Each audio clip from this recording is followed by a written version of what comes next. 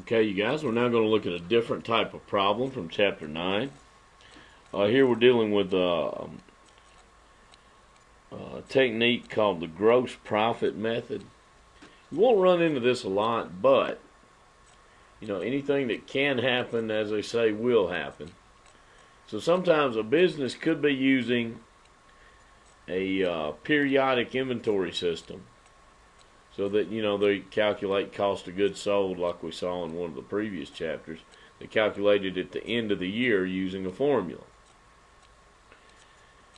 So, unlike a perpetual system, whereas, with a perpetual system, you could look in the computer at any given moment and see what cost of goods sold were through that date in the fiscal year.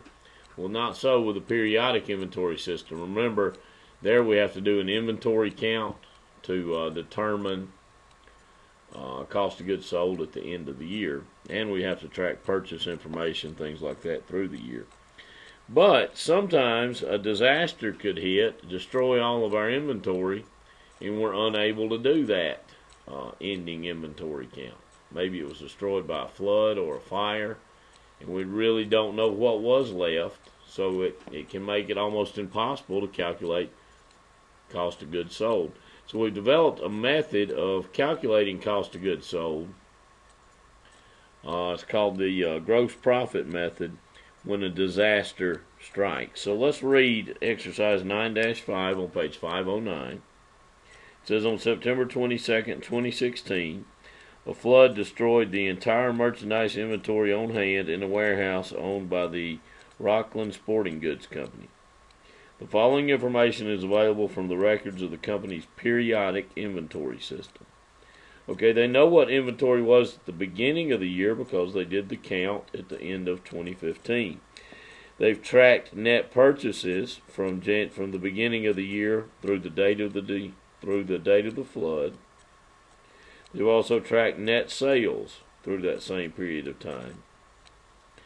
And they know their gross profit ratio, meaning they know that out of every sales dollar, 25% of that is gross profit, which would mean the other 75% would be cost of goods sold. So you can probably see where we're going with this.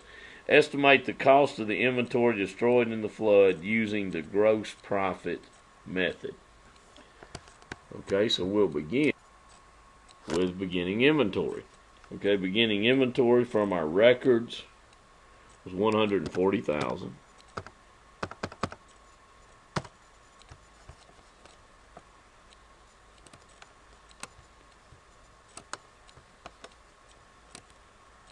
We're going to add to that from our records. I'm going to say add net purchases. Remember, net purchases would be purchases less purchase returns and allowances, less discounts, plus freight in.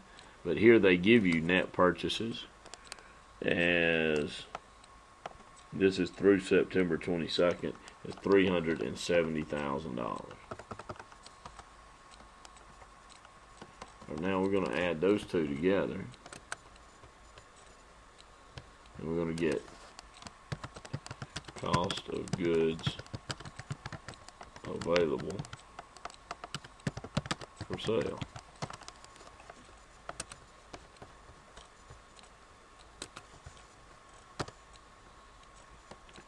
That's all they had available for sale through September 22nd when the flood occurred.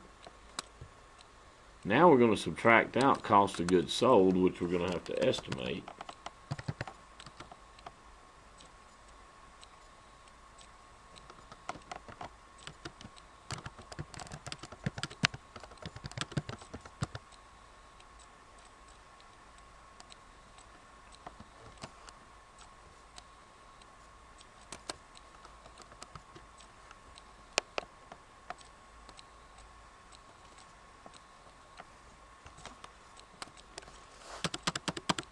We'll start here with net sales, which we know. Net sales were through September 22nd were $550,000.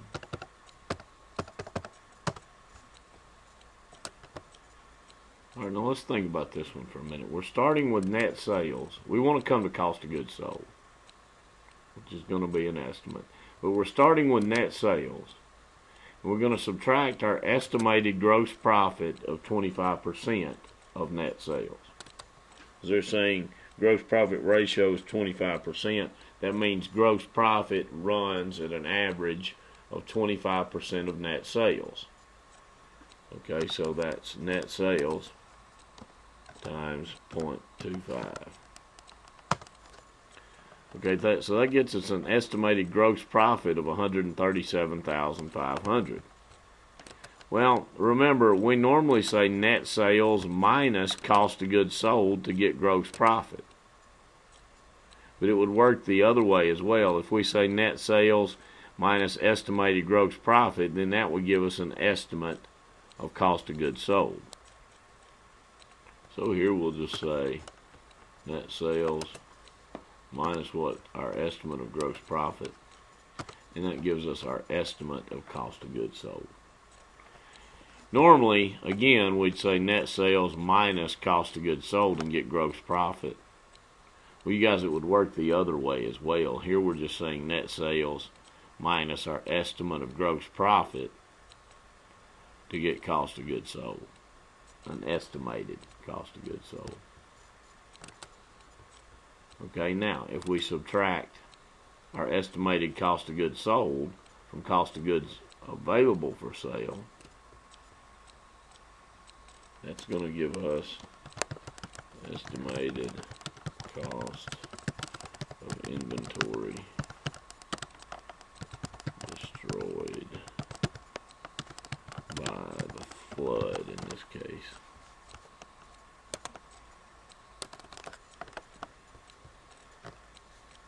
I believe this one was a flood. Yes, that's correct. So here we just need to subtract. Let's go ahead. I like putting this in there, as you know. So we're going to say equals cost of goods available for sale minus estimated cost of goods sold. Okay, if we take everything we had available for sale and subtract our estimate of what was sold, then that gets us our estimate of what we had in inventory that was destroyed by the flood. See, that's the number we really didn't know. We didn't know what we had destroyed by the flood, and now we have a reasonable estimate of it. We started with beginning inventory. We added to that net purchases. We had both of those numbers from the records. So cost of goods available for sale through September 22nd, that number is correct. All right, then we want to estimate cost of goods sold. Well, this net sales number is not an estimate, it's correct. But we know gross profit is normally 25% of net sales. So we took 25% of the 550, we got 137,500. Well, net sales minus cost of goods sold gives us gross profit. So the opposite is also true. Net sales minus gross profit gives us cost of goods sold. In this case, it's an estimate of cost of goods sold because our gross profit was an estimate. Okay, then if we subtract our estimate of what we sold January 1st through September 22nd, from this number, which is correct, that's everything we had available for sale, that difference would be our estimate of what was left in inventory on September 22nd that was actually destroyed by the flood. That one doesn't come up that often, but it does sometimes. And we need to provide that number to our insurance company, hopefully, to get reimbursed.